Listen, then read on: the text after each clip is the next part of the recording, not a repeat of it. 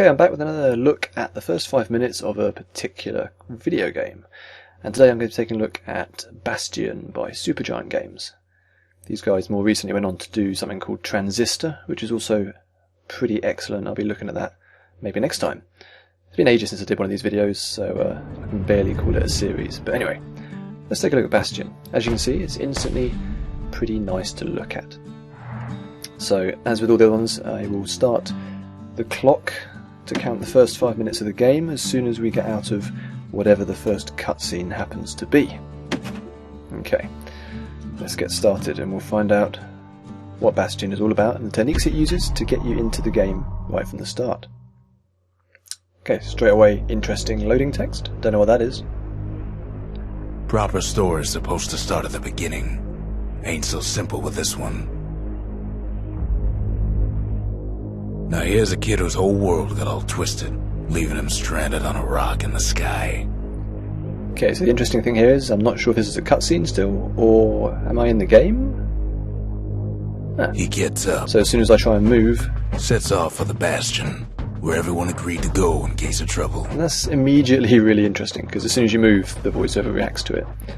And that is kind of one of the key things to Bastion. Ground forms up under his feet as if pointing away. He don't stop to wonder. The voiceover in the game reacts to what you're doing. And at first you're not sure exactly how much, but even just that initial step of waking up is immensely satisfying. And then he falls to his death. I'm just fooling. Yeah, so essentially, once you have that moment where you fall off, the game's kind of won you over already, just with this kind of charming voiceover. Well, it's a touching reunion. From this point onwards, it starts introducing one mechanic at a time. So we know how to move, we've now picked up our first weapon, so we've figured out how to attack, and then next up it tells us how to evade by rolling around. It's kind of doing this all one piece at a time, while at the same time delivering this intriguing world. He sees what's left of the rippling walls, years of work under. Yeah, so you don't really know what's going on yet, but it's visually lovely to look at, but also visually intriguing. You don't know what that large seal was that we just walked past. You don't know why there's marketplaces around here. There's clearly a world that used to exist here and no longer does. No, ma'am. It's a gas fella, forced out from under. So this is the first enemy, and he's nice and easy, but you get to try out all the new mechanics that you've just learned without really being under any particular threat.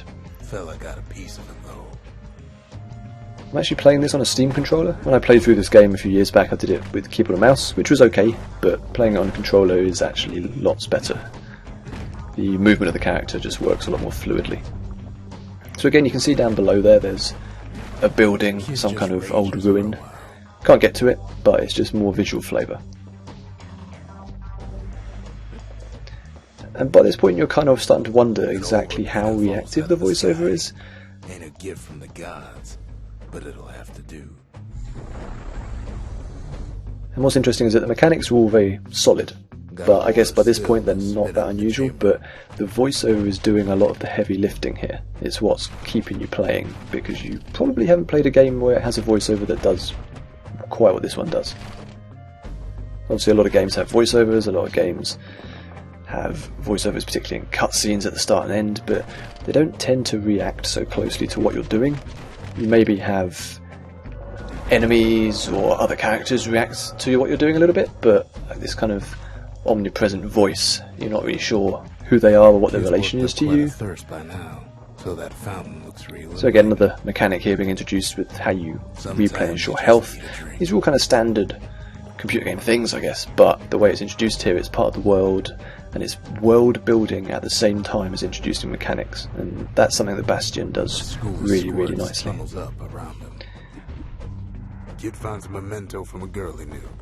Always used to fancy her. So you can pick up all these different things around the world, and initially it's not particularly obvious what you can do with them. Later on in the game they do actually serve more of a purpose, but at this point they're again kind of flavour to the world. They're adding little details, little background, bits and pieces, and you're not quite sure how it all ties together, but it means that what you're doing here isn't just mindlessly going around hitting things. You're at the same time trying to figure out what's going on. There's this kind of aspect of mystery underlying all the main mechanics of rolling and hitting and shooting. And it should be mentioned that the repeater gun in this is really satisfying because it just fires instantly. You automatically stop when you fire it. You have to do it on the spot, and you just aim while you stand still. But you end up with this kind of nice Wild West style action where you roll around hitting stuff, get clear, shoot a bit, roll around again. It's very quick. Famous watering holes. Inside's old Rondi, the bartender. The calamity got him before his drinking did. So this is the first kind of non-hostile character we've encountered, but obviously they're not really a character you can interact with much other than to just hit them over the head. Rondi always wanted his ashes scattered here. Then Kid finds his trusty shield. But there's this sense of really powerful kind of melancholy running through the whole game, and that's something that's in Transistor as well. So I think that's a style they particularly enjoy doing, where you have this kind of cute cartoony presentation, but the story and the voiceover has a real air of sadness to it, and you don't know why. You don't have the context yet, but you gradually uncover that as the story progresses, and you meet other characters and explore the world. But already it's intriguing from a story perspective and a world perspective without having to just do loads of cutscenes or make you read loads of text. And the mechanics are solid.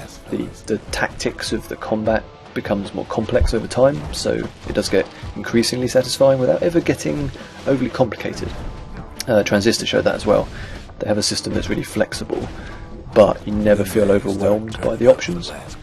Okay, so that's our 5 minutes up, and we're already starting to see that there's new enemies coming in, so you're starting to get a bit of variety in there. But the game's very carefully taking you through stuff while introducing the story at the same time, but not kind of overplaying either of them. And it's doing both of them at the same time, which is something a lot of games struggle to do. Sometimes you'll have a extended story section and no particular gameplay, or vice versa. Like the Deus Ex one we looked at had this really lovely opening cutscene that lasted almost the entire 5 minutes, but it didn't let you do anything. This game does both, and that's why it draws you in straight away.